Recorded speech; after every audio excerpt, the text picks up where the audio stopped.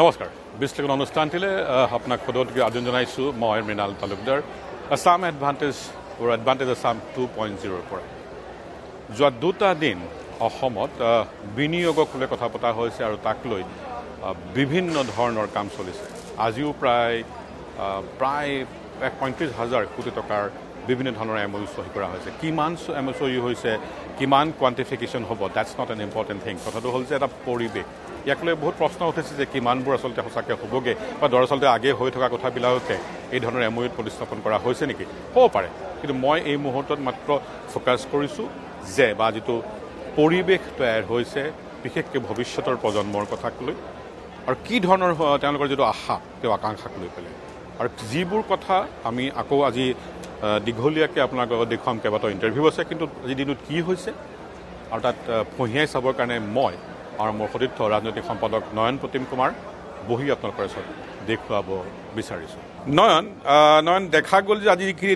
দিনটো যদি আমি চালোঁ কেইবাটাও বৰ সুন্দৰ ছেশ্যন বিশেষকৈ ডিফেন্সক লৈ খুব ভাল ছেশ্যন এটা হৈছে ন' ডাউট পৰিৱেশ আলোচনা সাংঘাতিক ভাল হৈছে কিন্তু গাডকাৰীৰ যিটো স্পীচ মই দেখিলোঁ অনলাইনত তাত তেওঁ 80,000 কোটি টকাৰ কাম সোনকালে আৰম্ভ হ'ব বুলি কৈছে ইটছ নট এন ইনভেষ্টমেণ্ট তাৰে basically Guwahati ring road Gohpur নুমলীগড়ৰ সুৰংগ আৰু কাজিৰঙাৰ এলিভেটেড কৰিডৰ বিষয়ে আগতেই কামবিলাক হৈ আছে আৰু 2029 চনলৈকে 3 লাখ কোটি টকাৰ কামৰ কথা কৈছে ইনভেষ্টমেণ্ট সামিটখনত দেখা গৈছে যে বহুত সময়ত আগে কিছু হৈ থকা কামৰ কথা একেধৰণৰে একেসুৰতে কৈছে বিয়ণ্ড ডেট যিটো পৰিৱেশৰ কিন্তু উৎসাহটো সাংঘাতিক হৈছে মই নাম্বাৰবিলাকৰ কোৱান্টিফিকেশ্যন বা মই এই মুহূৰ্তত বৰ গুৰুত্ব নিদিওঁ কেলেই সঁচাকৈ হ'লে গম পাম যি হ'ব ভালেই হ'ব কিন্তু এই মুহূৰ্তত অমুক লাখ অমুক হাজাৰ কোটি টকা যিখিনি কথা তাতকৈ হৈ থকা মই পৰিৱেশটোৰ কথাই তোমাৰ লগত আলোচনা কৰিব বিচাৰিছোঁ নহয় নিশ্চিতভাৱে মৃণালদা পৰিৱেশটো ভাল হৈছে এটা ইতিবাচক পৰিৱেশ আৰু এই পৰিৱেশটোক যিটো আমি সংকল্প বুলি ক'ব পাৰোঁ আমি যে সকলোৱে এতিয়া সংকল্প লৈছে আৰু সংকল্পটোক আপুনি বাস্তৱায়িত কৰিব লাগিব এতিয়া মূল চেলেঞ্জটো ইয়াৰ পিছত আহিব আচলতে কাৰণ সকলো আহিলে ভাল পৰিৱেশ পাইছে অসমত ভাল পৰিৱেশ ঘূৰি আহিছে ইনভেষ্টমেণ্টৰ পৰিৱেশ এটা পাইছে গতিকে বিনিয়োগকাৰীসকল আহিছে ভাল কথা অসমৰ বাবে গতিকে এই যে আহিছে এই অহাটোক যিটো আমি সংকল্পৰ পৰা সিদ্ধি লৈ যিটো শব্দ আমি ব্যৱহাৰ কৰি থকা হৈছে আমাৰ ইয়াতে গতিকে সিদ্ধি হ'ব লাগিব অৰ্থাৎ এইটো পূৰণ কৰিব লাগিব তেতিয়া অসমৰ ৰাইজে ভাল পাব যে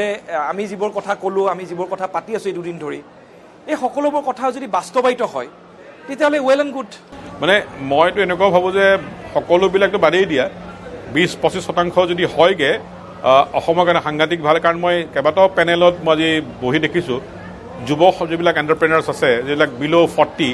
কথা বতৰাবিলাক তেওঁলোকৰ আশা আকাংক্ষা কুৱেশ্যনবিলাক দি মই ডিফেন্স ছেক্টৰত এটা চাইছিলোঁ বেম্বুত বহিছিলোঁ হাইড্ৰ'কাৰ্বনত চাইছিলোঁ মানে মোৰ ভবাতকৈ বহুত ওপৰৰ লেভেলৰ তেওঁলোকে মানে আশা কৰি আছে তো সেই আশাটো চালে বহুত ক্ষেত্ৰত চাগে নিশ্চিতভাৱে মৃণালদা চাওক আমি এইবাৰ এই যিটো এডভান্টেজ আছাম ইয়াৰ কেইবাটাও পজিটিভ পইণ্ট আছে মই পজিটিভ পইণ্টকেইটা ক'ব খুজিছোঁ যে নতুন নতুন ক্ষেত্ৰত আমাৰ অসমৰ পটেঞ্চিয়েলিটি কিমান আছে আমি হয়তো গম পোৱা নাছিলোঁ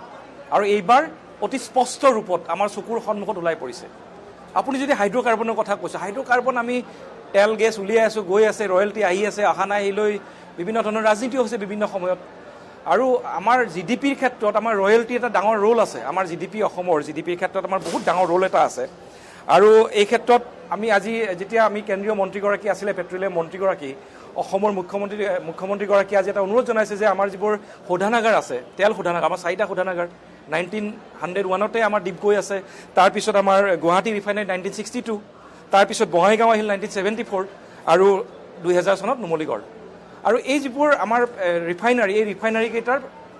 যিটো প্ৰডাকশ্যন কেপাচিটি আজি মুখ্যমন্ত্ৰীয়ে বিশেষকৈ বঙাইগাঁৱৰ কথা উল্লেখ কৰিছে যে প্ৰডাকশ্যন কেপাচিটিটো বঢ়াব লাগে গতিকে এইটো অসমৰ কাৰণে খুব ভাল কথা আৰু NRLA এটা কাম কৰি আছে NRLA সুদূৰ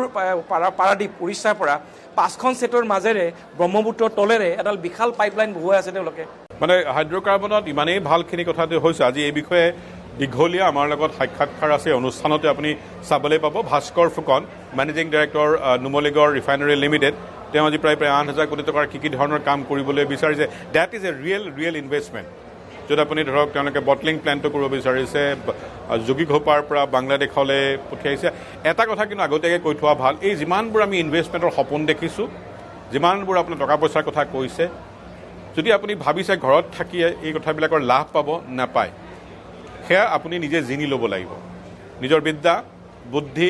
স্কিল মেৰিট এই সকলোবিলাকৰ কথা লৈ পেলাই যদি ভাবিছে আপুনি যদি এনেই চব পাই যাব আপুনি হোৱা নৰ্মেল এডুকেশ্যনৰ মাধ্যমেৰে ই নাপায় এটা অত্যন্ত এইবিলাক হাইলি স্কিল ধৰণৰ কাম আপুনি নিশ্চিতভাৱে মিনল দা এই ক্ষেত্ৰত মই এটা এড কৰি দিওঁ নেকি যে স্কিল কথা কোৱা আছে আমি ছেমি কণ্ডাক্টৰৰ কথা কৈ আছোঁ হাইড্ৰ'কাৰ্বনৰ টেকন'লজিৰ কথা ডিপেণ্ড কৰে আৰু অসমত যিবোৰ উদ্যোগ আহিছে সকলোতে স্কিল লেবাৰৰ প্ৰয়োজন হৈছে আমাক আৰু এই লৈ অসম চৰকাৰে বিশেষভাৱে গুৰুত্ব দিবই লাগিব যদি আমি স্কিলত গুৰুত্ব নিদিওঁ তেতিয়াহ'লে আমাৰ কি হ'ব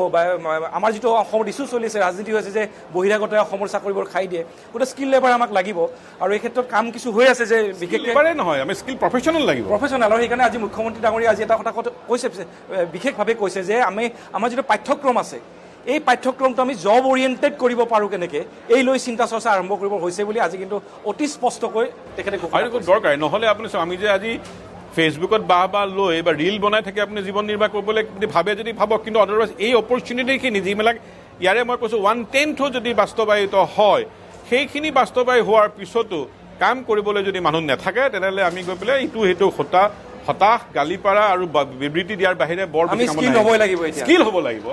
কাৰণ এআই আহিছে আপোনাৰ কিমান টেকন'লজি বাঢ়ি গৈছে আৰু এই চেগতে মই আশা কৰিম যে আমাৰ ইনভেষ্টৰসকল আহিছে ভাল কথা আৰু চৰকাৰী খণ্ডত যিবোৰ স্কিল যিবোৰ উন্নীতকৰণৰ বাবে ব্যৱস্থা কৰা হৈছে বিশেষকৈ টাটাৰ লগত অসমৰ যিবোৰ ITI আৰু পলিটেকনিক্সবোৰ আছে তাত টাটাৰ লগত এটা টাই আপ হৈছে অসম চৰকাৰ এইটো খুব ভাল কথা সোনকালে এক্সপিডিয়েট হ'ব লাগে মই আশা কৰিম এডভান্টেজ আছে মোৰ জৰিয়তে ইতিবাচক আৰু হওক আৰু মংগলদৈত যিখন স্কিল ইউনিভাৰ্চিটি বনাই আছে সেইখন অতি সোনকালে কাম শেষ কৰি পেলাই আমাৰ ল'ৰা ছোৱালীখিনিক স্কিল কৰিব লাগে মই অলপ আগতে ইয়াৰ প্ৰদৰ্শনী হিন্দুস্তান ইউনিলিভাৰ লিমিটেডৰ স্থললৈ গৈছিলোঁ আজি প্ৰায় সুদীৰ্ঘ 2 দশক ধৰি সেই সুদূৰ ভিতৰৰ ডুমডুমাৰ পৰা তেওঁলোকে কাম কৰি আছে আৰু যিমানবোৰ আপুনি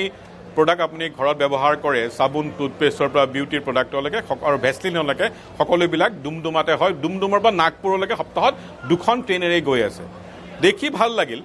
যে তেওঁলোকে সেই অঞ্চলত অহা বৰষুণৰ পানীখিনি সংৰক্ষণখিনি ওপৰৰ পৰাই মাটিত মাৰিব নিদিয়াকৈ তাৰ পৰাই তেওঁলোকে আমি শব্দাহৰ ব্যৱহাৰ কৰি পেপচোডেন ভেচলিন ডোভ চাবোন বিভিন্ন ধৰণৰ চেম্পু সকলোবিলাক ধুনীয়াকৈ কৰে এনেকুৱা এটা উদাহৰণ দিছোঁ মই এতিয়াও বাকী 2 নম্বৰ 4 নম্বৰ এইবিলাক চব এই এক্সিবিশ্যন হললৈ যাব পৰাই নাই আজি আমাৰ অনুষ্ঠানত আপুনি দেখি ল'ব এনেকুৱা আমি কৃষিভিত্তিক হস্তশিল্প নহয় ডিফেন্সতে আমি আছোঁ দুটাকে আপুনি চাব এজন আহিব ডক্টৰ সৰগ শইকীয়া নয়নে ইণ্টাৰভিউ কৰিছে বা কৰিবলৈ তাত তেওঁলোকে ৰেডম টেকন'লজিত অৰ্থাৎ ৰাডাৰৰ ওপৰত ৰেডমক লৈ পেলাই ডিফেন্সত এয়াৰফ'ৰ্চত ফাইটাৰ এয়াৰক্ৰাফ্টত ব্যৱহাৰ কৰা পদাৰ্থ ভাৰতবৰ্ষৰ পৰা একমাত্ৰ অসমত কৰিবলৈ বিচাৰি MOU চহী কৰিছে সেয়া আমাৰ ইয়াতে আজি আহিব তাত কাম কৰা মানুহখিনিতো বাহিৰৰ পৰা অসমৰ পৰা হ'লে ভাল হ'ব কাৰণেও কৰিব লাগিব এইটোতো বহুত ডাঙৰ গাঁও মানে বহুত মানুহ নালাগে আনহাতে মানস ভূঞা আৰু নীলোৎপল চৌধুৰী তেওঁলোকে ডুবাই আৰু জাৰ্মানীৰ পৰা 2018 চনত ঘূৰি আহি পেলাই আপোনালোকে ড্ৰোন দেখিছে চবেই ড্ৰোন দেখে ড্ৰোনেৰে আজিকালি আক্ৰমণবিলাক বেছিকৈ হয় যিকোনো জেগাত ইউক্ৰেইনৰ যুদ্ধতে দেখিছে সেই আক্ৰমণ প্ৰতিৰোধ কৰিবৰ কাৰণে ইণ্ডিয়ান এয়াৰফ'ৰ্চ ভাৰতৰ সেনা বাহিনী লগতে যিবিলাক ক্ৰিটিকেল ইনফ্ৰাষ্ট্ৰাকচাৰ আছে যেনেকৈ অইল ইণ্ডিয়া যেনেকৈ নুমলীগড় ৰিফাইনেৰী বা ONGC বা এটা এয়াৰফ'ৰ্চ ষ্টেচন সেইটোৰ প্ৰটেক্ট কৰিবলৈ এণ্টি ড্ৰোন টেকন'লজিৰ ব্যৱসায় অসমত অফিচ খুলি তেওঁলোকে ভাৰতত কাম কৰি আছে শুনিলে ভাল নালাগে এইবিলাক কথা আৰু বিনাল দা আৰু এটা পজিটিভ পইণ্ট আছে দেই আমাৰ অসমৰ বাহিৰত যিখিনি আমাৰ উদ্যমী আছে তেওঁলোক আগবাঢ়ি আহিছে বহুত ইনোভেটিভ আইডিয়া লৈ তেওঁলোক অসমত আহিছে আৰু তেওঁলোকৰ দুটা ইছ্যু বিজনেছটো গ্ৰ' কৰিব লাগে কাৰণ বিজনেছমেনে সদায় বিজনেছ গ্ৰ' কৰিব চাব পটেঞ্চিয়েল যিটো আছে অসমত লেবাৰ ফ'ৰ্চ আছে আমাৰ স্কিল আমাৰ ল'ৰা ছোৱালীবোৰ খুব ভাল পঢ়া শুনাত খুব ভাল ল'ৰা ছোৱালী আছে আমাৰ আৰু লগতে নিজৰ জন্ম পোৱা ঠাইখনক লৈ কিবা এটা কৰাৰ হাবিয়াস এইটো কিন্তু বিৰাট এইটো মই বহুত দেখিছোঁ সঁচাই দেখিছোঁ এইবাৰ এই ক্ষেত্ৰখন কিন্তু বহুত এক্সপ্ল'ৰ হৈছে কিন্তু আজি এই এডভান্টেজ আছামে সেই সুযোগটো কিন্তু এইটো শুদ্ধ কথা কৈছা মই বহুত ৰাগ পাইছোঁ এডভান্টেজ আছাম 1.0 মোৰ আমাৰ অভিজ্ঞতা ভাল নহয় বুৰঞ্জী আমাৰ ভাল নহয় সেই সূত্ৰে এডভান্টেজ 2.0টো বিভিন্ন প্ৰশ্নসূচক চিন সকলোৰে মনতে তথাপিও আমি এই মুহূৰ্তত আনন্দিত হৈছোঁ ভালকৈ কৈছোঁ যে ভালকৈ হ'বলৈ দেখুৱাইছে যদি আশা কৰিছোঁ এইবিলাক কথা ভালকৈ হওক তেতিয়া আমি এই কথাটোক লৈ আৰু গৌৰৱান্বিত হ'ম আৰু নয়নে ঠিক কোৱাৰ নিচিনাকৈ সপোন দেখিবলৈ ইমান য'ত ত'ত অসমীয়া ল'ৰা খুন্দা খাই ফুৰিছে প্ৰত্যেকৰে সাংঘাতিক কেৰিয়াৰ সাংঘাতিক ভাল কাম কৰি অসমলৈ ঘূৰি আহি পেলাই কাম কৰিবলৈ বিচাৰিছে আৰু এই সপোনটো ইয়াত নাহিলে উপলব্ধি কৰিব নাযায় যিয়ে নহওক নয়নৰ ইণ্টাৰভিউ চাব ডক্টৰ সৰগ শইকীয়াৰ লগত ৰাডাৰৰ লগত মই আছোঁ ইণ্ডিয়ান এয়াৰফ'ৰ্চৰ আগৰ যোৱাবাৰৰ সদ্য অৱসৰপ্ৰাপ্ত এয়াৰ চিফ মাৰ্শ্বেল ৰাকেশ ভাদুৰিয়াৰ লগত তাৰপিছত কথা পাতিম এণ্ট্ৰি ডনৰ কথা পাতিম মানস আৰু নীলোৎপলৰ লগত আৰু অলপ একেবাৰে শেষত নুমলীগড় ৰিফাইনাৰী এই 7,000 বা 8,000 কোটি টকা ক'তনো বিনিয়োগ কৰিবলৈ গৈছে সেয়া ক'ব Bhaskar Phukan managing director NRL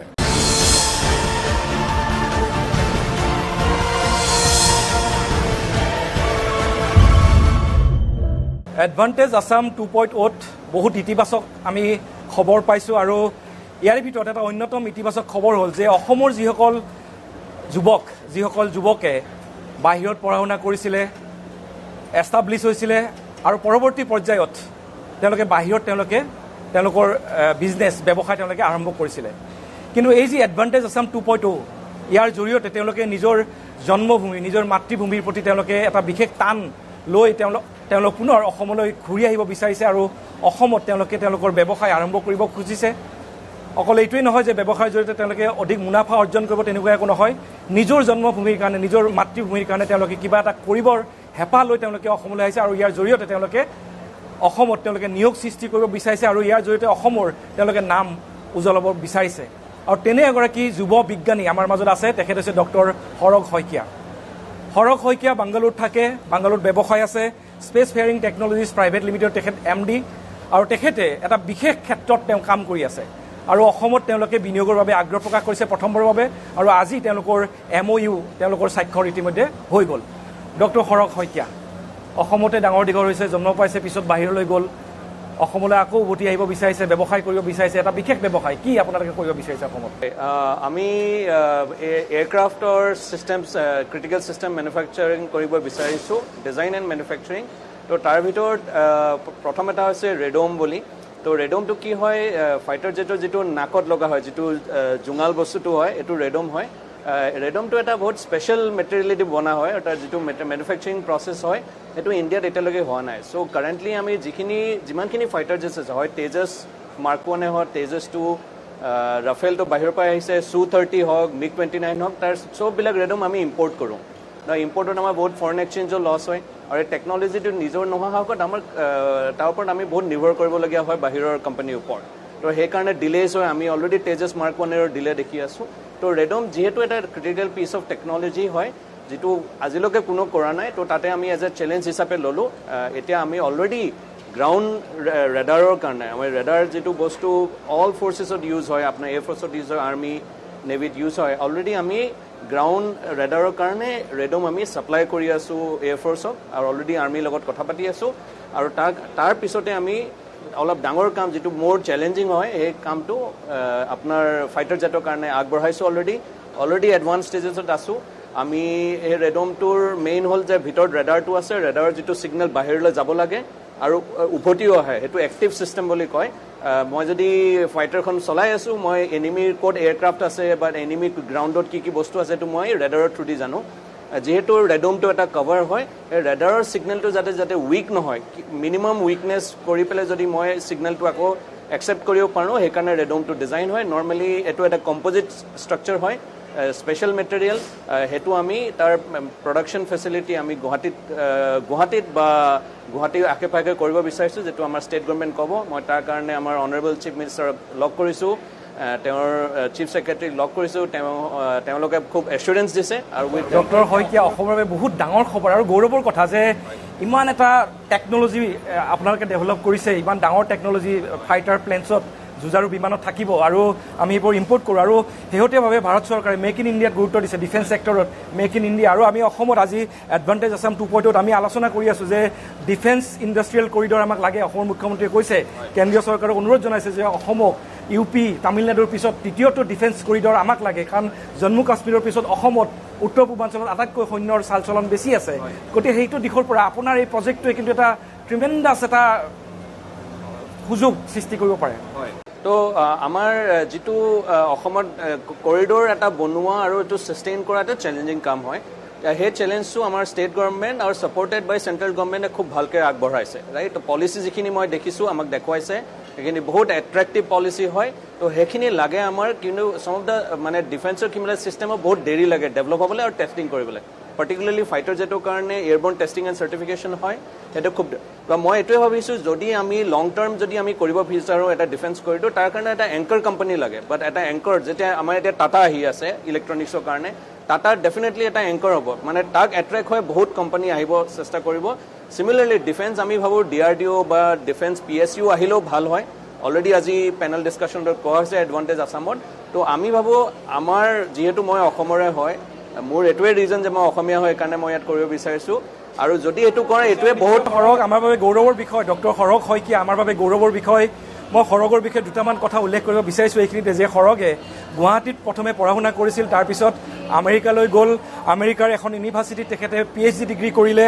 তেখেতে স্পেচ কাপ ইঞ্জিনিয়াৰিঙত তেখেতে PhD কৰিলে আৰু নাছাৰ সৈতেও তেখেত জড়িত হ'বলৈ সুযোগ পাইছিলে আৰু আমাৰ বাবে ডাঙৰ গৌৰৱৰ কথা সৰগ যে চন্দ্ৰলৈ যিগৰাকী ব্যক্তি গৈছিল এলড্ৰিন মই যদি ভুল কোৱা নাই বাজ এলড্ৰিনৰ সৈতে কাম কৰা তেখেতৰ সংস্পৰ্শলৈ আহিছিলে ডক্টৰ সৰগ শইকীয়া আৰু সেই সৰগ শইকীয়া এতিয়া অসমত এটা উদ্যোগ স্থাপন কৰিব বিচাৰিছে য'ত আমাৰ যুঁজাৰু যিবোৰ বিমান আছে তাত যিটো ৰেডাৰ থাকিব সেই ৰেডাৰটো তেওঁলোকে মই সহজ ভাষাত কৈছোঁ অকণমান সেই ৰেডাৰটো তেওঁলোকে নিৰ্মাণ কৰিব বিচাৰিছে অসমত সৰগ এইটোৰ বাবে কি কি প্ৰয়োজন হ'ব এতিয়া কিমান মানুহৰ সুযোগ নিয়োগ সৃষ্টি হ'ব এনেকুৱা কি পলিচি মেকিঙত কি হ'ব পাৰে আমি ডিফেন্স ইণ্ডাষ্ট্ৰি এটা বনোৱা সহজ কাম নহয় কাৰণ বহুত ছাপৰ্টিং ইণ্ডাষ্ট্ৰি লাগে বাট আমি যিটো বনাইছোঁ ৰেডম এইটো ৰেডাৰৰ যিটো কভাৰ হয় সেইটো এনেকুৱা এটা ইণ্ডাষ্ট্ৰি হয় যিটো কাৰণে আমি এটা হাবত থাকিব নালাগে industrial hub to begin with কাৰণ ইণ্ডাষ্ট্ৰিয়েল হাব অসমত বনাৰ অলপ সময় লাগিব তাৰ কাৰণে যিটো আমাৰ ছাপৰ্ট ষ্ট্ৰাকচাৰ ইমান বেছি নালাগে আমি অলমষ্ট ভাৰ্টিকেলি ইণ্টিগ্ৰেট কৰিব বিচাৰিছোঁ তাৰ মানে কি ভাৰ্টিকেল ইণ্টিগ্ৰেশ্যন মানে মোৰ ফেক্টৰীৰ ভিতৰতে তাৰ চব বস্তু বনিব তো মই মোৰ নিৰ্ভৰতা হ'ব বেলেগৰ ওপৰত মই সেইটো কমাবলৈ চেষ্টা কৰিছোঁ তো আমাক আমি অলমষ্ট 100 crore rupeesৰ ইনভেষ্টমেণ্টৰ আমি প্ৰপ'জেল দিছোঁ গভৰ্ণমেণ্টত আমি ডেফিনেটলি ডিফাৰেণ্ট ছাবচিডিজ আৰু এইখিনি আমি ৰিকুৱেষ্ট কৰিছোঁ যিহেতু আমি পাম আৰু আমাৰ যিহেতু কামটো এডভান্স ষ্টেজেছত আছে আমি ফেক্টৰীটো যদি লেণ্ড একুইজিশ্যন হয় তাৰ ভিতৰত উইদিন 6-7 months আমাৰ হাৰ্ডৱেৰ ৰেডি হৈ যাব বুলি মই অলৰেডি চিফ মিনিষ্টাৰ কৈছোঁ মানে আমি কিমান দিনত যদি আপোনালোকৰ কোম্পানীটো ইয়াত স্থাপন কৰা হয় আমি কিমান দিনত আমি অসমে ক'ব পাৰিম যে অসমত আত্মনিৰ্ভৰ অসম আমি কিমান ক'ব পাৰিম যে মেক ইন আছাম মই অনাৰেবল চিফ মিনিষ্টাৰক কৈছোঁ 6 to 8 months তো মই ভাবিছোঁ কি within a year chief minister ছাৰৰ হাতত আমাৰ হাৰ্ডৱেৰটো থাকিব বুলি মই তাক এছুৰেঞ্চ দিছোঁ এতিয়ালৈকে ক'ত আপোনালোকে এই ধৰণৰ কাম কাজত জড়িত হৈছে এতিয়া আমি অলৰেডি মই বেংগলোৰৰ পৰা অপাৰেট কৰি আছোঁ কিন্তু আমাৰ যিটো চাব কণ্ট্ৰেক্টাৰ্ছ বা ভেণ্ডাৰ্ছ থাকে আহমেদাবাদত আছে কিছুমান বৰোদাত আছে কিছুমান বেংগলোৰত আছে বেংগলোৰৰ পৰা কৰি আছোঁ আৰু তাৰ পৰা অলৰেডি আমি এয়াৰফ'ৰ্চক ছাপ্লাই কৰিছোঁ আমাৰ অলৰেডি 40টা ৰেডম আপোনাৰ পাকিস্তান ছাইড মানে জম্মু এণ্ড কাশ্মীৰত আছে কাশ্মীৰ ভেলীত আছে লাডাখত আছে উত্তৰাখণ্ডত আছে আৰু অসমতো আছে ডিনজন আৰু চাবুৱাত আৰু টাৱাঙত আৰু অৰুণাচলতো আমাৰ ছিষ্টেম এতিয়া লাগি আছে যাৰ কাৰণে যিখিনি ৰেডাৰ আগতে উইণ্টাৰত বৰফ হওক ঠাণ্ডা হওক ধূলি বালিৰ কাৰণে কেতিয়াবা বন্ধ হৈ গৈছিলে এতিয়া আমি অলৰেডি ফিডবেক পাইছোঁ যিটো ফিল্ড অফিচাৰ্ছ হয় যে আমাৰ ৰেডাৰখিনি এতিয়া অল ৰাউণ্ড দ্য ইয়াৰ চলি আছে 24/7 চলি আছে বিকজ অল ৱেডাৰ ছিষ্টেম হৈ গৈছে কাৰণ এই ছিষ্টেমবিলাক বহুত দামী হয় এটা ৰেডাৰ আপোনাৰ 6 কোটিৰ পৰা ধৰি একেবাৰে 200-300 কোটিৰ ৰেডাৰ হ'ব পাৰে তাৰ প্ৰটেকশ্যন আমি বনাওঁ মানে ইমেজিন কৰক আপুনি এটা ছিষ্টেম লগাই আছে আপোনাৰ বাহিৰত লগাই দিছে যাত ধূলি বালি স্নো চব পৰি আছে তাৰ লাইফটো কমি যাব তো আমি এনেকুৱা এটা ছিষ্টেম দি আছোঁ যাৰ লাইফটো প্ৰলং কৰিব আৰু অল ৱেডাৰ ছিষ্টেম বনাই দিয়ে ডক্টৰ সৰগ শইকীয়া এইটো আমাৰ বাবে ভাল খবৰ যে আমি কৈ আছোঁ যে ডিফেন্স ইণ্ডাষ্ট্ৰিয়েল কৰিডৰ লগত আপোনালোকৰ ৰিডমছ গতিকে এটা ইক'ছিষ্টেম এটা গঢ়িবলৈ গৈ আছে নেকি অসমত মানে ভাল ইক'ছিষ্টেম এটা হয় মই ডেফিনেটলি মই বহুত মানে এনাৰ্জি ফিল কৰিছোঁ আজি মই অলৰেডি বহুত আৰু য়ং এণ্টাৰপ্ৰেনাৰ্ছ লগ কৰিছোঁ ইয়াত বহুতে ড্ৰোনত কাম কৰি আছে অলৰেডি ছাপ্লাই কৰি আছে আৰ্ম ফ'ৰ্চেছক তো আৰু অসমৰ যিহেতু এতিয়া মই অলৰেডি এতিয়া আমাৰ কথাটো অলপ মানুহে জনা হৈছে তো মই অলৰেডি মোক মানুহে ফোন কৰে যে অসমৰ অৰিজিনেলি অসমৰ ল'ৰা বা ছোৱালী হওক যে সিহঁতেও আহি ছাপৰ্ট কৰিব বিচাৰে অসমত আহি কাম কৰিব বিচাৰে চ' আই বিলিভ এইটো এটা ৰিভলিউশ্যন হ'ব তো আমাৰ কোম্পানীয়ে যদি এটা স্মল কণ্ট্ৰিবিউশ্যন কৰে এই ৰিভলিউশ্যনটোৰ প্ৰতি আই উইল বি ভেৰি হেপী তো তাৰ কাৰণে আমি definitely central government and state government particularly আমাৰ চিফ মিনিষ্টাৰ ছাৰ এণ্ড টিমক মই ধন্যবাদ জনাইছোঁ এণ্ড আমাৰ এই হেল্পখিনি আৰু লাগি থাকিব আগলৈ ধন্যবাদ ডক্টৰ সৰগ শইকীয়া আপোনাক বহুত ধন্যবাদ জনাইছোঁ আৰু আমি আশা কৰিছোঁ যে আমি আপোনাক লৈ আৰু আমি আত্মা বুলি নকওঁ এবছৰে হওক কোনো কথা নাই আমি এবছৰ ৰ'ম তাৰপিছত আমি আপোনাক লৈ গৌৰৱ কৰিম যে অসমত ফাইটাৰ জেটছ বিমানত অসমত নিৰ্মিত ৰেডাৰ তাত লাগিব। নিশ্চয় এইটো আমি এইটো কৰি দেখাম। এতিয়া এইটো এজ এ চেলেঞ্জ হিচাপে লৈছোঁ, ডেফিনেটলি এটা কৰিম। গুড লাক ডক্টৰ সৰহ শইকীয়া। ডক্টৰ সৰহ শইকীয়া, এডভান্টেজ আছাম 2.0 ইয়াতকৈ আৰু ভাল খবৰ কি থাকিব পাৰে যে অসমৰ এজন যুৱক বাংগালোৰত বৰ্তমান তেওঁলোকে ব্যৱসায় চলাই আছে, অসমত তেওঁলোকে আগবাঢ়ি আহিছে, অসমত তেওঁলোকে ইনভেষ্ট কৰিব বিচাৰিছে আৰু অসমত মেক ইন আছাম যুঁজাৰু বিমানত মই আকৌ কৈছোঁ যে মই গৌৰৱ কৰিছোঁ ডক্টৰ সৰহ শইকীয়াক লৈ যে অসমত তেওঁলোকে এই ধৰণৰ এটা পদক্ষেপ তেওঁলোকে ল'ব বিচাৰিছে।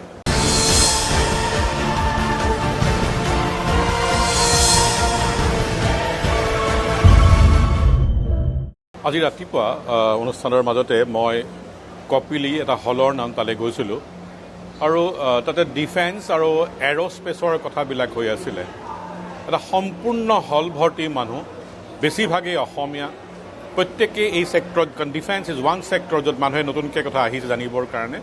আৰু তাতে এটা বিশাল পেনেলৰ আগত এটা সম্পূৰ্ণ হল ভৰ্তি মানুহে একেবাৰে পিন ড্ৰপ চাইলেঞ্চেৰে প্ৰায় 45 মিনিট 1 ঘণ্টামান তেওঁলোকে শুনিছে, প্ৰশ্ন কৰিছে। এনেকুৱা এটা পৰিৱেশ, অসমীয়া ল'ৰা ছোৱালীৰ কথাবিলাক শুনি মোৰ ভাল লাগিছে, সকলোৰে ভাল লাগিছে। বিস্ময়ো হৈছোঁ যে ইমানখিনি মানুহে ডিফেন্স ছেক্টৰত ইতিমধ্যে কাম কৰি আছে আৰু আমি খুব কমেই জানোগৈ। কিছুমানে কথা কৈছে, কি কৰি আছোঁ, ক'ত ষ্ট্ৰাগল সেইটো কথা কৈছে, ক'ত অসুবিধা পাইছে, ফাণ্ডিঙৰ VC ফাণ্ডো কথা কৈছে, অৰ্থাৎ ভেঞ্চাৰ কেপিটেলিষ্টৰ যিবিলাক আছে তেওঁতো অসমীয়া মানুহৰ এনেকুৱা কাহিনী আছেগৈ। এই সকলো কথা পাতিবৰ লগতে এই পেনেলত আছিলে former air chief marshal Rakesh Bhadauria, ভাৰতবৰ্ষৰ ইণ্ডিয়ান এয়াৰ ফ'ৰ্চৰ অতি সকলোতকৈ শীৰ্ষতম বিষয়া। Thank you very much, Mr. Baduria, for coming to my show. First of all, you have come from a very big background. And coming to Assam for an advantage Assam, and Assam is not known for industrialization or defense or anything. Is it a culture shock for you that are we expecting too much? No, not at all. Not at all. I think this is great time. Looking at the focus of Prime Minister Modi and his government in aerospace and defense, focus on Make in India, becoming Atmanirbhar, and the vision of Viksit Bharat by 2047. So the amount of focus that has come onto aerospace and defense is huge. That has to flow into all areas that are important. And I think from historical experience, we've seen Northeast is a very strategic area that lacked this capability in aerospace and defense as a footprint of the industry. And I think this is absolutely right time. Some government has done a very big and bold step from Honorable Chief Minister Himantari to make a aerospace and defense footprint here. I don't think we're asking for big because some of the challenges which are historically spoken about in terms of logistics, in terms of too far, in terms of industry not being able to set up here, those are all things of the past. What matters is the intent and the kind of support that is required. When the government supports, the leadership supports, everything happens. And from that perspective, I don't think it's a big challenge or a big step or a big outreach or in terms of risk levels. It will succeed. There is a general feeling, people or non-technical, non-defense force people, that why such kind of infrastructure or industry should come up in this part of the country, which is strategically very, very surrounded by all countries which are not very friendly with India. Do you consider that kind of feeling will have some impact here? No, I don't think so. We should look at it in many ways. Firstly, a large part of, a very important part of deployments on Army, Navy, Air Force, Army and Air Force in particular, is in this area. Very large. Okay, very large portion. Navy is not too far away on the eastern coast. Okay. Now, if you just look at the maintenance requirements, the MRO requirements, the support requirements of the equipment deployed, if you're talking of logistics problem for manufacturing, similarly for maintenance, if everything has to go back to factories and manufacturing setups in the north and south, there are logistical challenges and costs associated with that. So from maintenance perspective, it was always a requirement to have a bigger footprint here, and this will enhance that. It will give a natural support to MROs getting set up here, for example, on the helicopter side. For example, all the combat equipment, radars, army equipments that need to be supported. A lot of maintenance setup should come up here. Some are already available, but it should increase multifold. The second area I think is on startups and MSMEs. Startups in new technologies, in innovation, place doesn't matter as much. It is the support that matters. It is the kind of trained and skilled manpower. So IIT Guwahati is a very good support. Is a very good incubation center. So in Northeast, I think this was always a requirement. This is a huge step which will really put a lot of energy into supporting the startups. I would also say that we need to look carefully at the next generation techs, the AI in particular. In coming decades, AI will be the single most important change, and all developments into AI would have a very strong effect and support for the nation.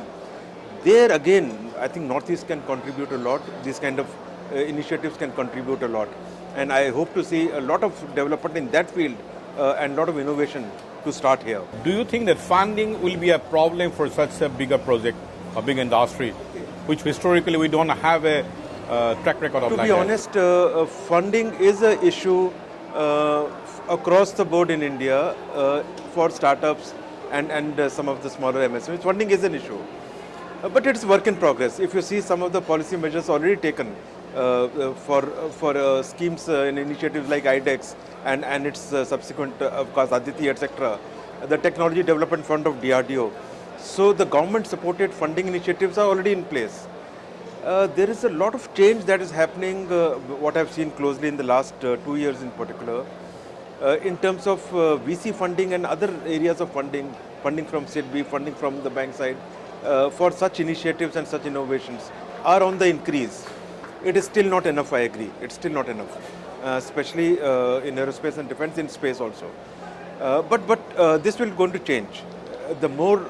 focus that comes into this industry, support from centers, support from states, a lot of policy measure support, that is what the fund managers also see, that okay, a lot of support is coming, the risk levels are getting mitigated, and they would come, the interest of the VC funds will increase. It is a challenge, I agree, but it is something that needs to be worked at, and it will happen. I was attending your session. I am pleasantly surprised to see Assamese youth working in counter drone, in radar, in radome. So there is some sort of an ecosystem which we are not aware, but some people are already working in this defense. Oh yes. I think a lot of our, including Make in India projects, lot of our equipment is still imported. Okay, so while we may be making aircraft,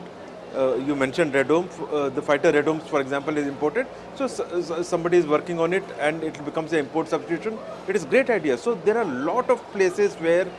import substitution needs to be tackled. This is true for new equipment development. For example, on the fighter aircraft, the transport aircraft, helicopters, radars, all combat equipments, look at import substitution. I would also say that equipment which is already in the services, there is for the maintenance support, there is a lot of equipment that gets imported. Even that the industry is looking. So the areas where these new developments can take place for import substitution are huge, both in new equipment, in equipment under order, and also the equipment which is already fielded. And it will continue to increase. Now, finally, I'm asking you, what do you, if you are a person who had a tremendous exposure of the entire spectrum, what do you expect from the government of Assam, politically and strategically? See, initially, what the policy initiatives that the state government takes is the starting point. Whatever I've seen, the policy that is advantage Assam and the aerospace and defense policy, the kind of incentives being given, the kind of support that is being promised, that policy is already getting promulgated. Some important aspects of it was shown in the aerospace and defense session. I think that is the starting point, and it's very critical, and I think state government has done wonderfully well. There are very, very important policy measures there, including on the funding side, what you mentioned. So there is not only for setup, there is for recovery of some of the capitals that the industry puts up, logistical cost supports, support in terms of tax rebates, etc. So there are a lot of measures. That is one. I think equally important, and this was one of the points made by some industry people in the seminar, is that it gets implemented efficiently. and I've met many of the people who are behind it. I think that is going to happen.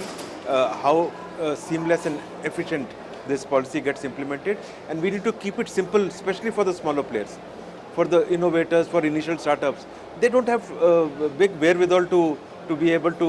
do a lot of paperwork or complicated exercise to do milestone payments, etc. So keeping the policy simple and efficient to implement, I think, is one of the keys which came out in the seminar, and I'm sure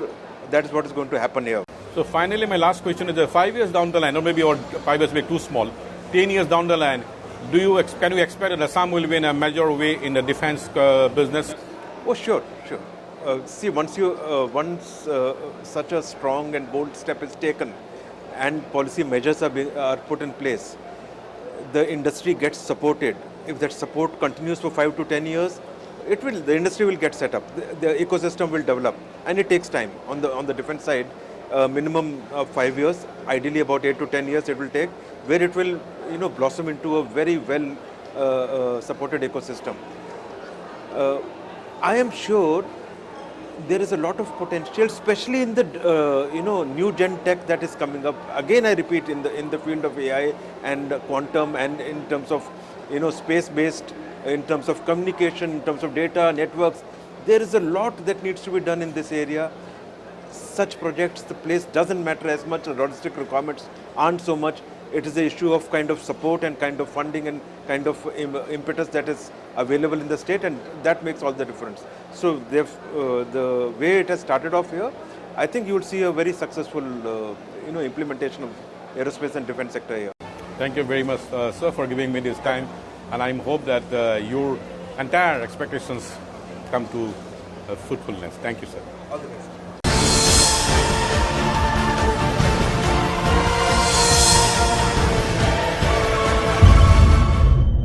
আমি সাধাৰণতে অসমৰ স্বাৱলম্বীৰ যিটো আমি কথা কৈ থাকোঁ, আমাৰ বহুত বেছিভাগ সময়তে আমাৰ বা প্ৰায়বোৰ সময়তে কৃষিভিত্তিক আৰু হস্তশিল্পতে আমি আবদ্ধ হৈ থাকোঁ। খুব বেছি এতিয়া গৈছোঁ ছফ্টৱেৰলৈকে, কেতিয়াবা আমি অলপ হোটেল বা ইণ্ডাষ্ট্ৰিয়েলি যাওঁ বা হস্পিটেলিটি, বাট ইন ডিফেন্স ছেক্টৰত অসমীয়া অলৰেডি এণ্ড কি মোৰ সন্মুখত দুজন আছে। এজন হ'ল Manas Bhuyan, managing director of Upguard, and Nilotpal Chowdhury, CEO of Upguard. তেওঁলোকে কি কৰে? তেওঁলোকে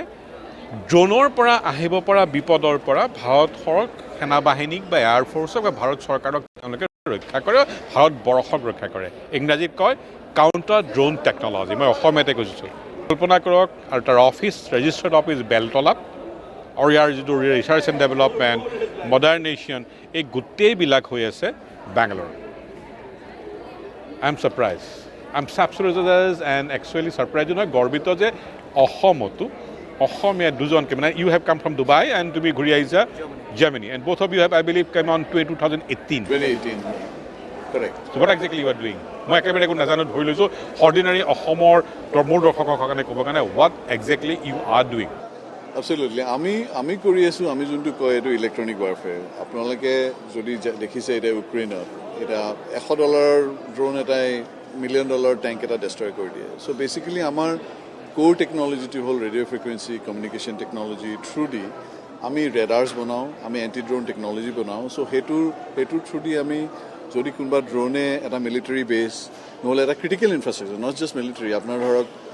অইল ইণ্ডিয়া হওক, নুমলীগড়, আজিকালি ড্ৰোনবিলাক ইমান কম খৰচেৰে বহুত মেক্সিমাম ডেমেজ কৰিব পাৰে। হয়, চ' সেইটোৰে আমি গোটেই ইলেক্ট্ৰনিক ফেন্স এটা সেই ক্ৰিটিকেল ইনফ্ৰাষ্ট্ৰাকচাৰটো কৰি দিওঁ, প্ৰটেক্ট কৰি দিওঁ, চ' ডেট কোনো ড্ৰোন আহিব নোৱাৰে। চ' এণ্টায়াৰ ৰেডাৰ টেকন'লজি দি পেলাই আমাৰ UI আৰু গোটেই যোনটো টেকন'লজি, আমি আৰ্টিফিচিয়েল ইণ্টেলিজেঞ্চো ইউজ কৰোঁ। চ' আমি AI enable drone detection system through the গোটেই আমি এটা ইলেক্ট্ৰনিক ফেন্স কৰি পেলাই গোটেই ক্ৰিটিকেল ইনফ্ৰাষ্ট্ৰাকচাৰ হওক, মিলিটাৰী বেছ এটা হওক, এয়াৰক্ৰাফ্ট গানছ হওক, যেনেকুৱা ধৰণৰ এছেটে হওক, সেইটো আমি গোটেই প্ৰটেক্ট কৰোঁ আমাৰ টেকন'লজি থ্ৰু। আমাৰ টেকন'লজিটো বেছিভাগ আপুনি 3টা ভাগত ডিভাইড কৰিব পাৰে। ফাৰ্ষ্টটো হ'ল যিকোনো ড্ৰোন য'ৰে ত'ৰে পৰা আহিব পাৰে, মানে গোটেই স্পেচটোত য'ৰে ত'ৰে পৰা আহিব পাৰে। চ' ফাৰ্ষ্ট আমি ডিটেক্ট কৰোঁ। চ' ফাৰ্ষ্ট আমাৰ টেকন'লজিটো হ'ল ডিটেকশ্যনৰ টেকন'লজিটো। আমি ডিটেকশ্যনৰ 2টা টেকন'লজি ইউজ কৰোঁ। এটা হ'ল ৰেডাৰ বেছ টেকন'লজি, এটা হ'ল পেছিভ টেকনলজি পেছিভ মানে হ'ল কি আমি একো বস্তু এমিট নকৰোঁ আমি বস্তুটো ট্ৰাই কৰোঁ কি অকল শুনি থাকিব খোজোঁ আৰু সেই ড্ৰোনটোৰ পৰা যোনটো ছিগনেল আহি থাকে সেইটো ইণ্টাৰচেপ্ট কৰোঁ চ' সেইটো হ'ল ডিটেকশ্যন টেকনলজি আৰু তাৰপিছত যেতিয়া ড্ৰোনটো ডিটেক্ট হৈ গ'ল তাৰপিছত আমি সেই ড্ৰোনটোৰ লগত কাউণ্টাৰ মেজাৰ কৰোঁ মিনিং আমি ড্ৰোনটোক গুচাই দিবলৈ বা জেম কৰিবলৈ চেষ্টা কৰোঁ চ' সেইটোৰ কাৰণে জেমিঙৰ এটা টেকনলজি এটা বনাইছোঁ আমি আৰু এটা স্পুফিঙৰ টেকনলজি বনাইছোঁ এটা হ'ল জেমিং আনটো হ'ল স্পুফিং স্পুফিংটো কি বুলি কয় সেইটো মানে একেবাৰে সহজ স্পুফিংটো হ'ল কি যিকোনো ড্ৰোন উৰাবলৈ কাৰণে ছেটেলাইটৰ পৰা GPS ছিগনেল ইউজ কৰা যায় চ' ড্ৰোনটোৱে নেভিগেট কৰিবলৈ GPS ছিগনেল ইউজ কৰে চিম্পল চ' আমি কি কৰোঁ আমাৰ এটা GPS ছিষ্টেম আছে গ্ৰাউণ্ডত যোনটোৱে ছেটেলাইটৰ নিচিনা ছেটেলাইটৰ ছিগনেলবোৰ মিমিক কৰে আৰু আমি সেই ড্ৰোনটোক আমাৰ ছেটেলাইট ছিগনেলত লক কৰি পেলাই এটা জেগাৰ পৰা আন এটা জেগালৈ লৈ যাব পাৰোঁ actually you can say it's kind of GPS ছিগনেলবোৰ হেক কৰি পেলাই যোনবিলাক একচুৱেল GPS ছিগনেল আছে সেইবোৰ হেক কৰি আমাৰ ছিগনেল ভৰাই পেলাই ড্ৰোনটোক মুভ কৰাওঁ আৰু থাৰ্ড টেকনলজিটো হ'ল আইডেণ্টিফিকেশ্যন যদি ছাপ'জ এটা কম্বেট চিনাৰিঅ' হৈ আছে ৱাৰ জ'ন এটা তেতিয়া আমাৰ ছাইডৰ আৰ্মিৰো ড্ৰোনছ থাকিব এডভাৰ্জাৰী ছাইডৰো ড্ৰোনছ থাকিব আপুনি কেনেকৈ ডিষ্টিংগুইছ কৰিব between white listed drone and black listed drone so' সেই আইডেণ্টিফিকেশ্যন অফ ফ্ৰেণ্ড এণ্ড ফো বুলি আমি এটা বস্তু বনাইছোঁ IFF বুলি কয় যোনটোৱে আইডেণ্টিফাই কৰিবলৈ সহায় কৰে একচুৱেলি আমাৰ ড্ৰোনছ ফ্ৰম দ্য এনিমি ড্ৰোনছ তোমালোকৰ এই টেকনলজিটো মই বোলে আই বিলিভ ভাৰত চৰকাৰ ডিফেন্স মিনিষ্ট্ৰীয়ে ইণ্ডিপেণ্ডেণ্ট ব্যৱহাৰ কৰিছে how far you have actually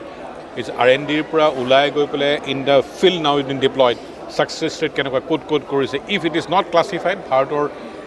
কথা ক'ব পাৰি যদি I would love to know so' basically আমি ধৰক অলমষ্ট 21-22ৰ পৰা ইণ্ডিয়ান এয়াৰফ'ৰ্চৰ লগত কৰি আছোঁ I will not go' into মানে বেছি ডিটেইললৈ নাযাওঁ ক'ত কি ইউনিটৰ লগত কৰি আছোঁ ইণ্ডিয়ান আৰ্মিৰ লগত কৰি আছোঁ আমি ইনফেক্ট ইণ্ডিয়ান এয়াৰফ'ৰ্চৰ লগত এটা ভেলিডেশ্যন এটা কৰিলোঁ যে ডেভেলপমেণ্ট প্ৰগ্ৰেম এটা কৰিলোঁ চ' তেওঁলোকে বহুতখিনি ইউজ কেছেছ কাৰণ কি আমি আৰ্মি এয়াৰফ'ৰ্চৰ ইউজ কেছবিলাক নাজানো ইউজ কেছ মানে অসমীয়াত ক'ব গ'লে কেনেকৈ ব্যৱহাৰ হয় কেনেকুৱা চিটুৱেশ্যনত তেওঁলোকৰ ডাইনামিক ফৰ্মেশ্যন নে ষ্টেটিক ফৰ্মেশ্যন কেনেকুৱা ধৰণৰ ফৰ্মেশ্যন হয় সেনেকুৱা ধৰণৰ আমি বহুত ট্ৰায়েলছ কৰিলোঁ কিমান ৰেঞ্জলৈকে হয় সেনেকুৱা ধৰণৰ বহুত ধৰণৰ কৰিলোঁ প্লাছ আমি ইনফেক্ট লাষ্ট ইয়েৰ DRDO আমাক স্ক্ৰুটিনাইজ কৰিলে for an award dare to dream award বুলি কয় সেইটোতে as the best counter drone technologies in India as a startup আমি ডেভেলপ কৰিলোঁ সেই ইন'ভেশ্যনছখিনি তেওঁলোকে ৰিকগনাইজ কৰিলে চ' ৰাইট নাও আমাৰ ট্ৰেকশ্যন হৈছে উই অলৰেডি হেভ আপোনাৰ military customers like Indian air force Indian army আৰু various critical infrastructure related oil and গেছৰ লগতো আমি কাম কৰি আছোঁ already we are selling our systems আৰু নাও উই আৰ ট্ৰাইং আমি ধৰক এটা নেক্সট লেভেললৈকে যাবলৈ চেষ্টা কৰি আছোঁ তোমালোকৰ just technology done. And what is your background? You are from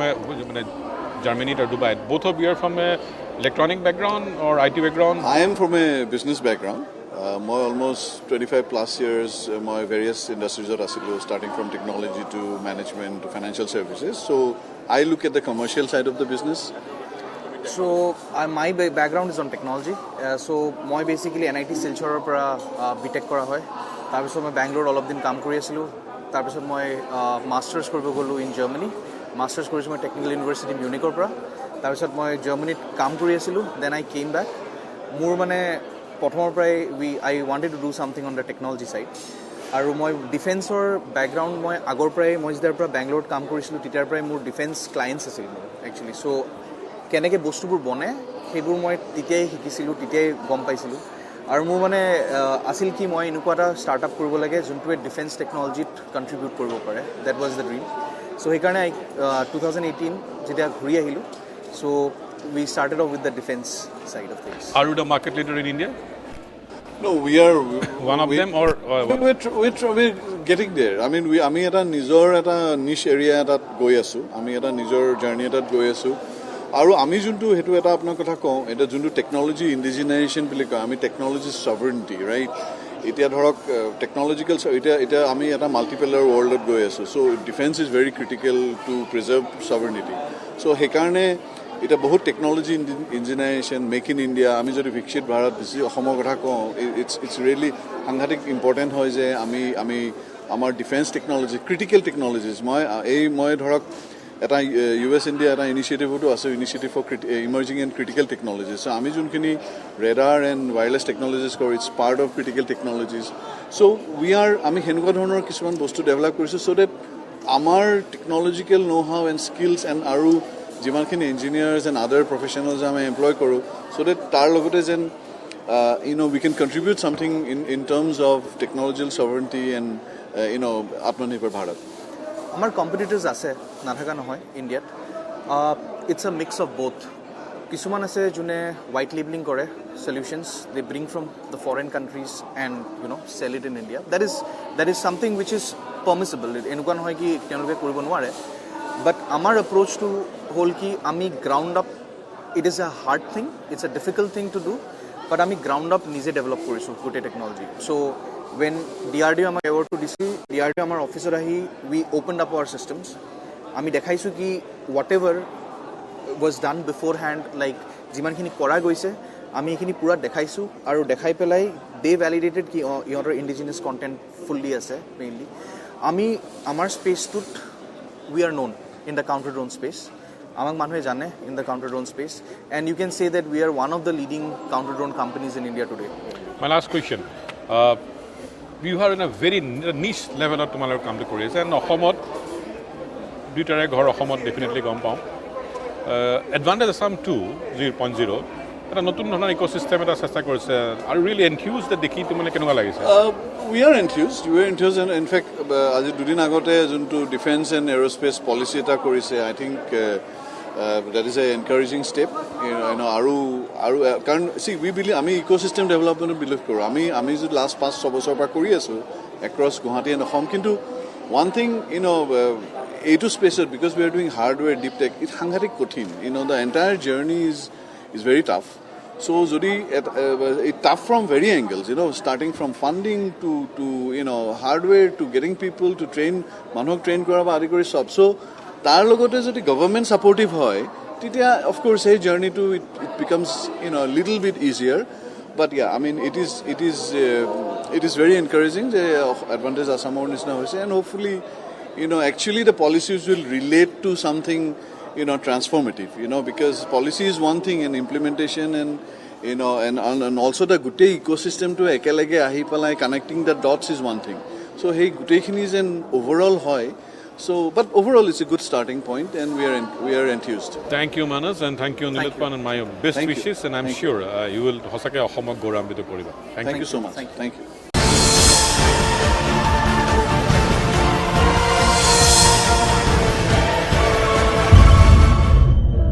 advantage Assam 2.0 11,000 কোটি টকা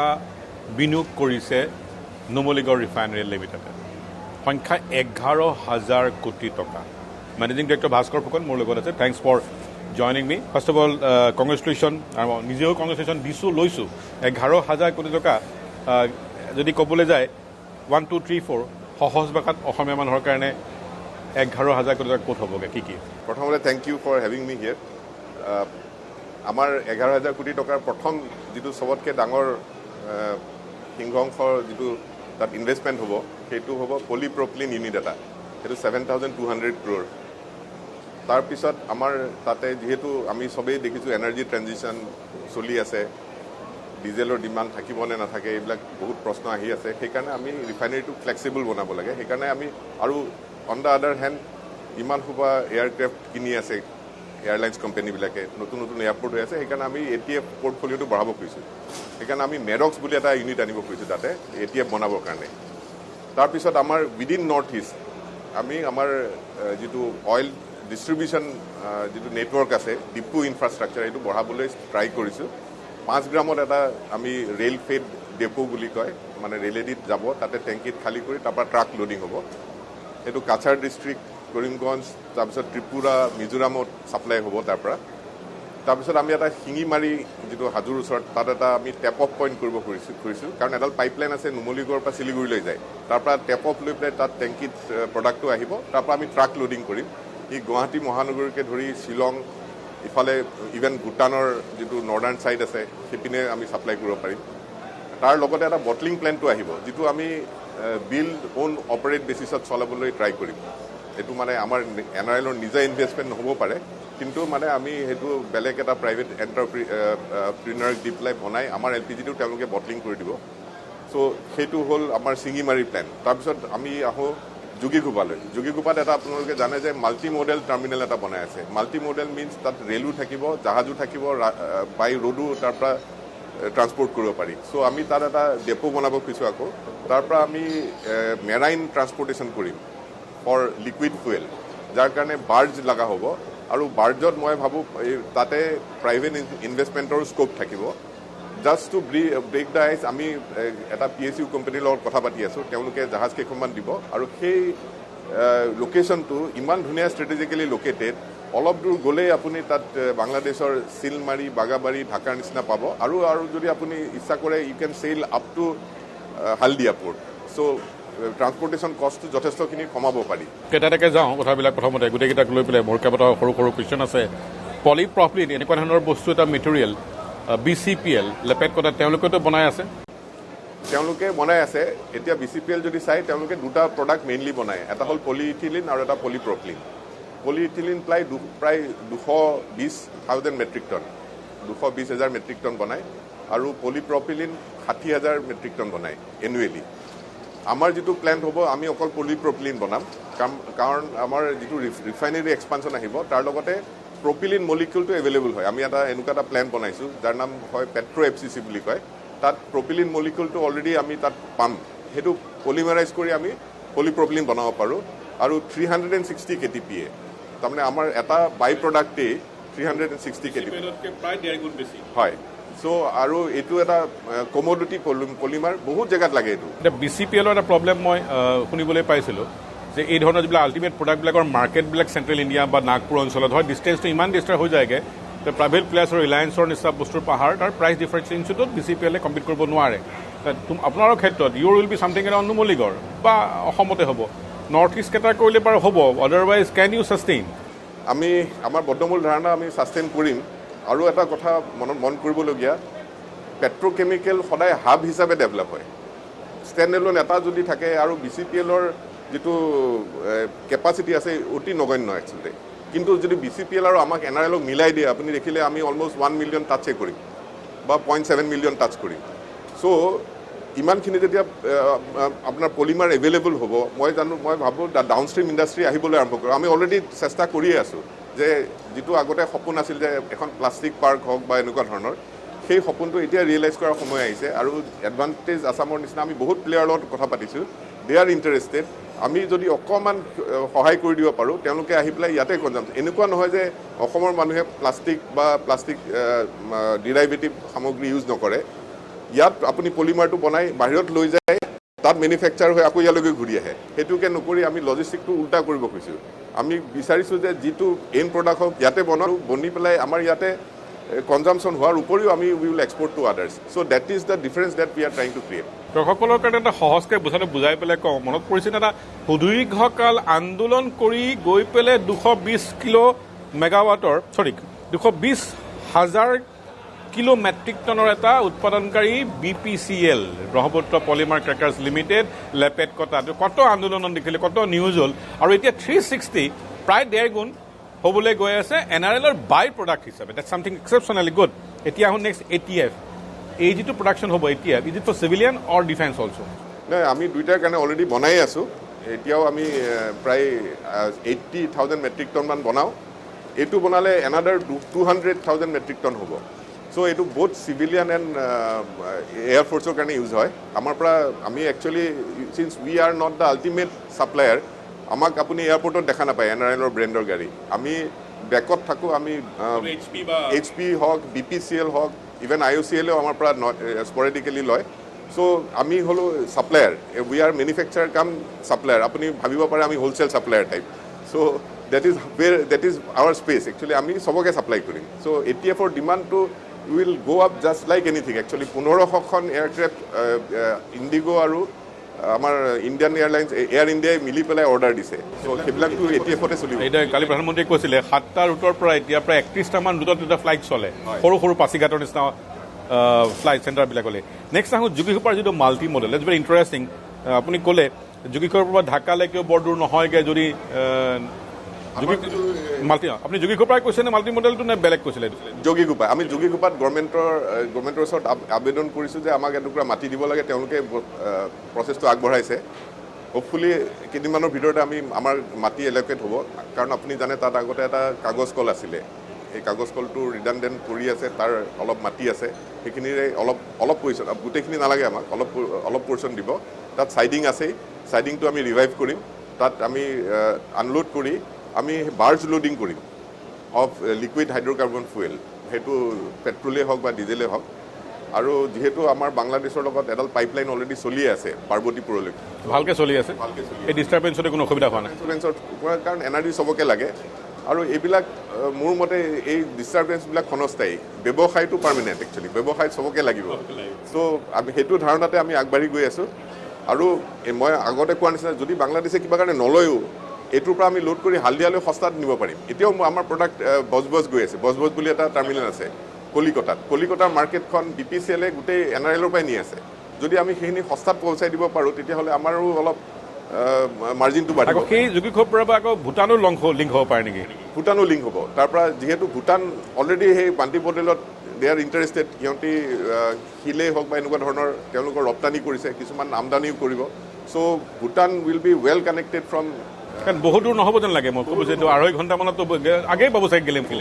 গেলেপু মানে, আৰু তাত ধুনীয়া হাইৱে এটা বনাব। এতিয়া সেইখিনিৰ আমি লাভ ল'ব লাগে। দেন আহিছোঁ নেক্সটটো আহিছে আমাকে 5 গ্ৰাম দক্ষিণ অসমত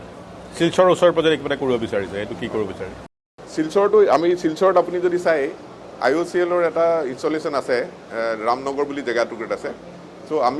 উই want to give an alternative. কাৰণ এইটো এতিয়াও মানে লজিষ্টিকেলি বহুত ডিফিকাল্ট, ফ্লাডৰ সময়ত কাট অফ হৈ যায়। তাত আৰু অলপ যদি আমি টেংকেজ লগাব পাৰোঁ, এটলিষ্ট বৰাক ভেলীৰ মানুহখিনিয়ে কণ্টিনিউৱেশ্যন অফ ছাপ্লাইটো পাব। চ' প্লাছ আৰু আমাৰ নন IOC যিকেইটা কোম্পেনী আছে, এই BPCL হওক, HPCL হওক, SR হওক, তেওঁলোকে আমাৰ পৰা প্ৰডাক্টটো ল'ব। অসমৰ মানে গুৱাহাটীৰ ওচৰৰ শিঙিমাৰীত মানে এই হাজো নাপাওঁতে যিটো কথা কৈছে, তাতে আপোনালোকে এটা ষ্ট'ৰেজ ফেচিলিটি প্লাছ এটা LPG bottling plant in private sector, হয়, সেইটো বিষয়ে অকণমান। আমাৰ নুমলীগড়টো অসমৰে কোম্পেনী। চ' আমাৰ গুৱাহাটীত এটা ইনষ্টলেশ্যন নাই। চ' আমাৰ বহুদিনৰ পৰা এইটো এটা সপোন আছিলে যে ইয়াত এটা কৰিব লাগে। আৰু গুৱাহাটী মহানগৰীৰ ছাপ্লাইটো ইয়াৰ পৰা হ'ব লাগে, লগতে শ্বিলঙৰো হ'ব। আৰু LPG বটলিং প্লেন আপুনি কোৱাৰ নিচিনাকৈ আমাৰ বহুত LPG প্ৰডাকশ্যন হ'ব। তাত বটলিং প্লেন এটা হ'লে ৰাইজৰো উপকাৰ হ'ব, আমাৰ লাভ হ'ব। লাষ্ট কুৱেশ্যন, এডভান্টেজ আছামৰ নিশ্চয় এই ধৰণৰ এটা পৰিৱেশ সৃষ্টিয়ে আপুনি আজি সুদীৰ্ঘকাল প্ৰায় 3টা দশক ধৰি হাইড্ৰ'কাৰ্বন এনাৰ্জিত আছে, সেই আসনখনৰ পৰা forget about your business and thing, ফিউচাৰটো কেনেকুৱা দেখিছে? চাওক, আপুনি কালি দেখিছে যে অসমৰ অৰ্থনীতিটো এতিয়া 68.some বিলিয়ন ডলাৰ হৈছে। আৰু নেক্সট 6 বছৰত এইটো 150 হ'ব বুলি কৈছে। যিমানেই উন্নতি হ'ব, এনাৰ্জি নোহোৱাকৈ উন্নতি হ'ব নোৱাৰে। আৰু হাইড্ৰ'কাৰ্বনৰ এটা স্থান থাকিবই, ইমান সোনকালে নোহোৱা হৈ নাযায়। চ' আমি সেই হাইড্ৰ'কাৰ্বন স্পেচত থাকিও বহুত কৰিব পাৰিম। মোৰ কুৱেশ্যনটো হাইড্ৰ'কাৰ্বন নাছিলে, মোৰ কুৱেশ্যন হৈছে অভাৰঅল। মই সেইটো কৈ আছোঁ। 150 যেতিয়া বিলিয়ন ডলাৰ ইকনমি হ'ব, মই ভাবোঁ অসমৰ আৰ্থিক অৱস্থাটো সবল হ'ব, ইয়াৰ কনজামশ্যন বাঢ়িব আৰু বেলেগ বেলেগ বস্তুৰ নিড হ'ব। So' energy will also' be a part of it. আৰু যিহেতু আমি এনাৰ্জি ছেক্টৰত আছোঁ, আমি এনাৰ্জিৰ কাম কৰিম, বেলেগে বেলেগৰ কাম কৰিব, অভাৰঅল গ্ৰ' হ'ব। আৰু এটা পজিটিভিটি অলৰেডি আপুনি দেখিছে চাগে এডভান্টেজ আছামত ইমান বাহিৰৰ কোম্পানী আহিছে। আগতে মই এটা সৰু উদাহৰণ দিওঁ লাষ্টৰ, আমি বহুত বস্তু কনজিউম কৰোঁ এজ এ ৰিফাইনাৰ, সেইবিলাক সদায় বাহিৰত বনাই ইয়ালৈকে আনে। আমি 2-3টা এনেকুৱা মানুহ আনি পেলাই আমি